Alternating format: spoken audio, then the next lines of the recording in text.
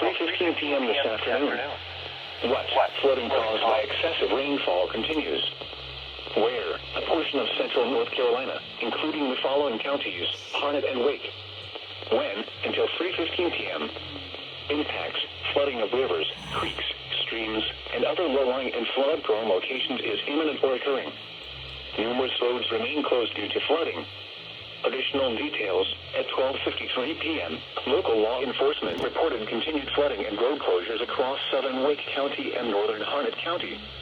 Portions of Purfoy Road are closed north of Holland Road. North Carolina 55 near Delaney Hills Lane is also experiencing flooding. It will take several hours for runoff from this morning's heavy rainfall to recede. While rainfall is light at the moment, additional moderate to heavy rainfall will overspread the area once again later this afternoon, which could lead to additional flooding.